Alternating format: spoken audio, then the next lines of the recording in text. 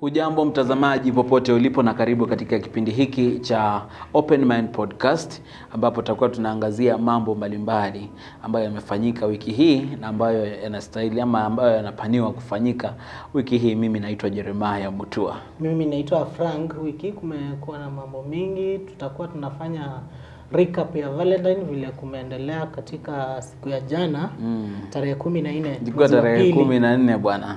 Siku ya wapendanao. Siku mkatolewa out. Siku ambayo mkatoana out. Tuliona vitu za ajabu. Kumbe kuna watu wanajipenda na kuna watu wanapendwa. Na kuna watu ambao hawapendwi. Na hawajui kama hawapendwi. Ilikuwa siku ya furaha, ilikuwa siku ya machozi pia. Kwa watu wengine? Hiyo siku kuna watu waliachwa mataani. Ukaambiwa enda ulingoje mahali fulani, alafu huyo mtu akaenda. Hapana. Kuna mtu alikuwa na expect kitu kutoka kwa mtu lakini hakupata hiyo kitu. Mwingine maybe alikuwa nadhani ndiye yeye, kumbe yeye si yeye. Alikuwa nadhani yeye ndiye yeye. Kumbe yeye si ndio yeye. Yeye si yeye. Si yeye.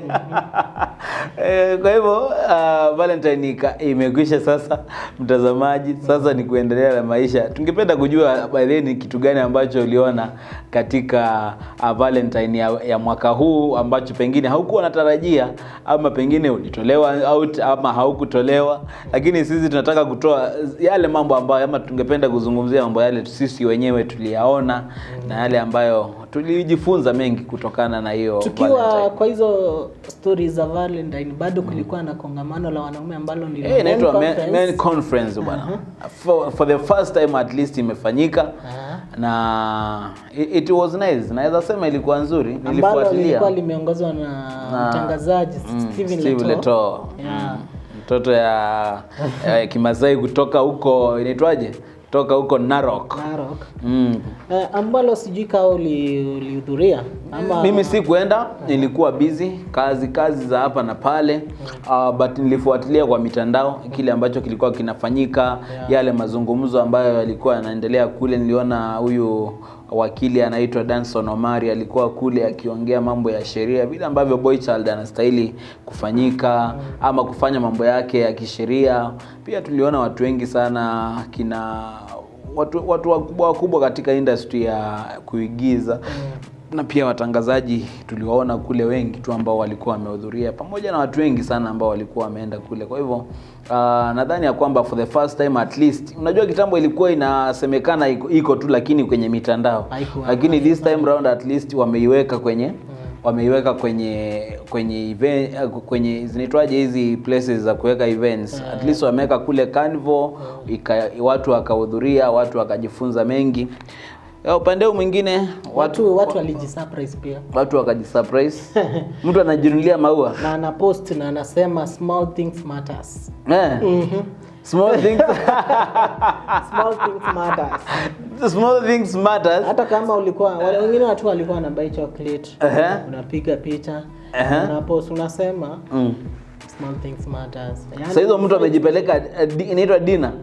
Mtu amejipeleka dinner akajibaia hizo chocolate.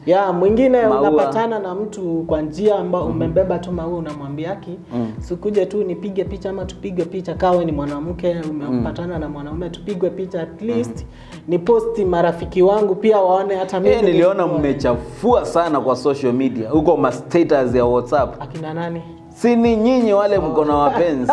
Nyinyi wale mko na wapenzi. Hiyo siku haikuwa yangu pia. Mimi pia wewe ulikipata? Mimi sikukipata. Mimi sikuwa na plans. Vile tu nilisema hiyo haikuwa siku yangu, sikuwa na plans zote za hiyo siku. Nilikuwa kazi kama kawaida. Kazi mpaka usiku. Kazi mpaka usiku. Usisahau hii kipindi tulikuwa shoot hiyo siku ya Valentine vile kumekuwa. Kwa hivyo tulikuwa na mambo mengi ambayo tulikuwa tunafanya, na ningependa kusema at least tumeweza kujifunza mambo mengi sana kwa hii Valentine, ya kwamba si lazima eti gharama ya maisha iwe chini ndio watu waweze kuzawadi wenzao, kwa sababu tuliona watu wengi sana pia kwenye mitandao. Sijui kama kuna watu walizawadiwa magari, watu wakasurprisewa na mavitu mingi mzuri. Lakini vile vitu ambavyo kama vile ambavyo umesema hao walikuwa wanasema small things matters, watu wengi sana walifanyiwa hizo small things zenye zinamata, zenye ambazo zinamata na ambazo pia zinawacha ile inaitwaje, zinawacha ile furaha ndani ya moyo. Na unajua nilikuwa nimesema ile siku nyingine katika kipindi hiki cha Open Mind Podcast, nilikuwa nimesema kwamba wanaume wasiletewe socks. At least si kuona mwanaume ameposta ameletewa socks.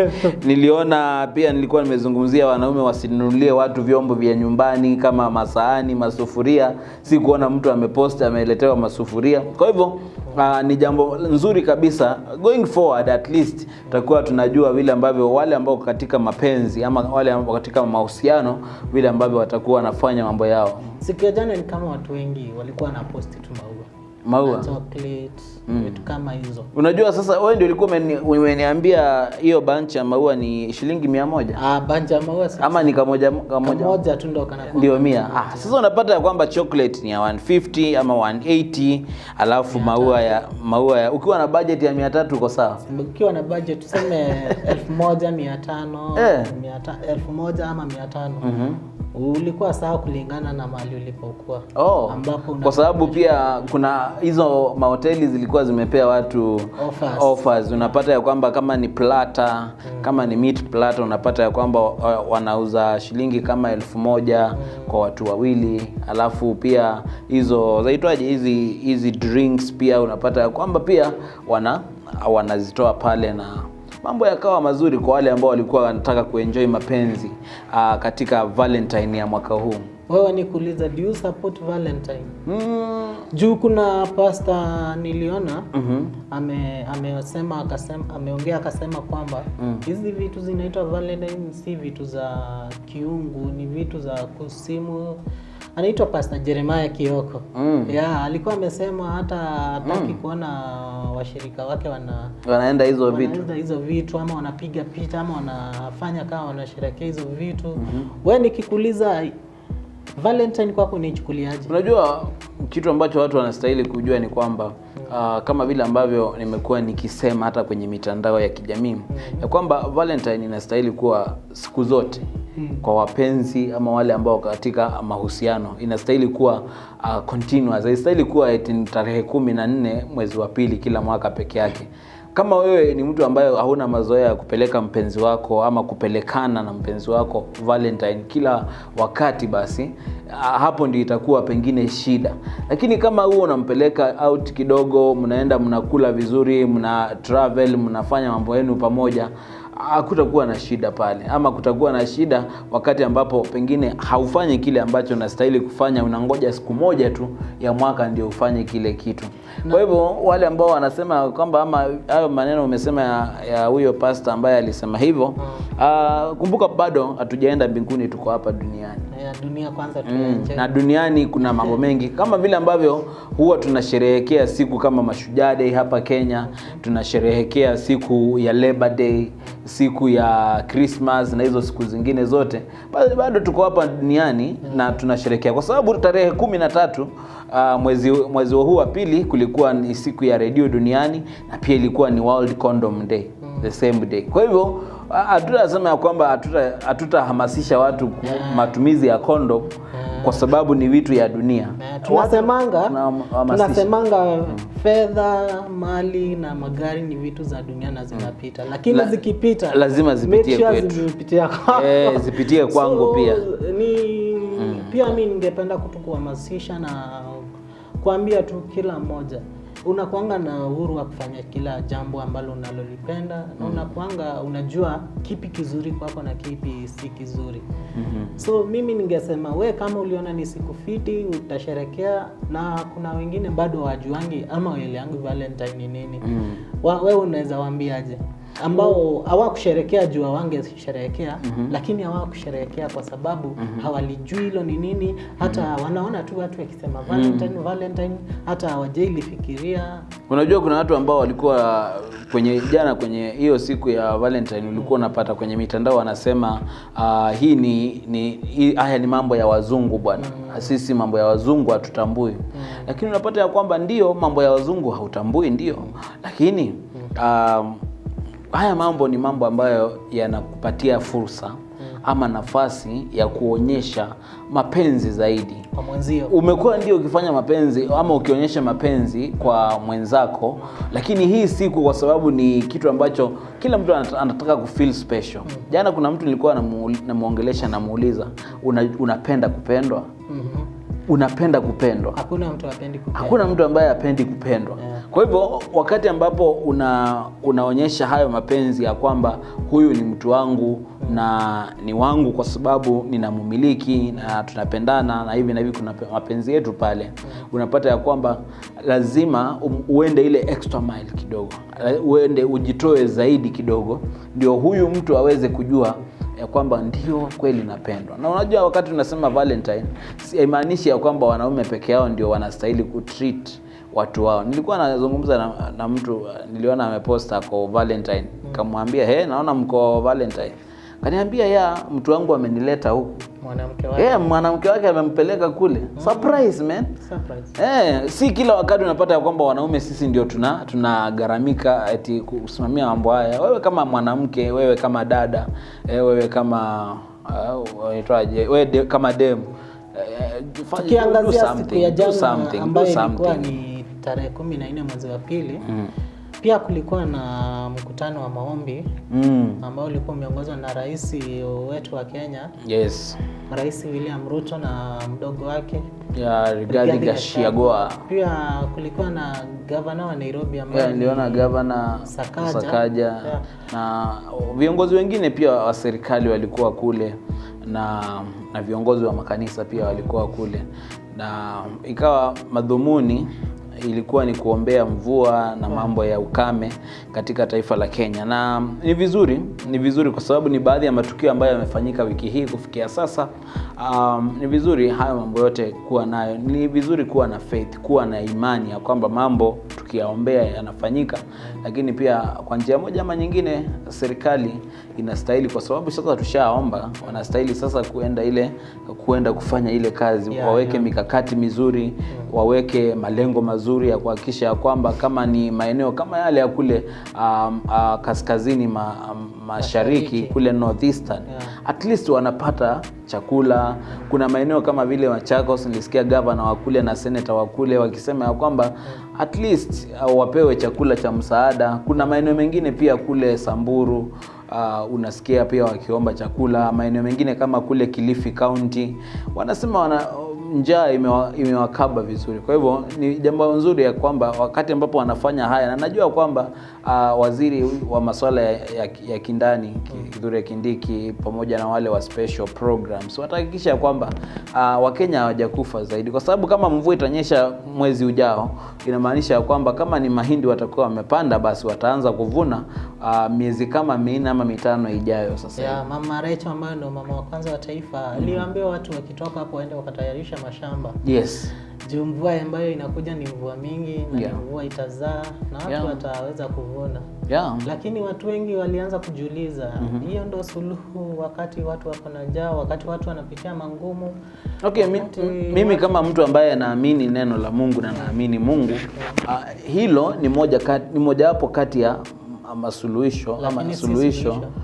Ni moja kati ya suluhisho, lakini pia ndio nimeongezea pale nikasema lakini kwa sasa kwa sababu Wakenya wanakufa kwa sababu ya njaa, basi wanastahili kufanyiwa nini? Wanastahili at least serikali inastahili kuingilia pale na kuhakikisha kwamba katika zile special programs ama katika wizara ile ya masuala ya ndani, internal security, at least wameweza kufanya jambo kuhakikisha kwamba Wakenya wale ambao wanafariki kwa sababu ya njaa hawajafariki kutoka kule Turkana popote pale, kwa sababu ni karibu Kenya nzima kuna shida. Hakuna watu wameanza kutangazwa ambao wameshikwa ni hilo janga la janga kufa kwa sababu ya njaa, ama wale ambao Wakenya wanafinyika sana.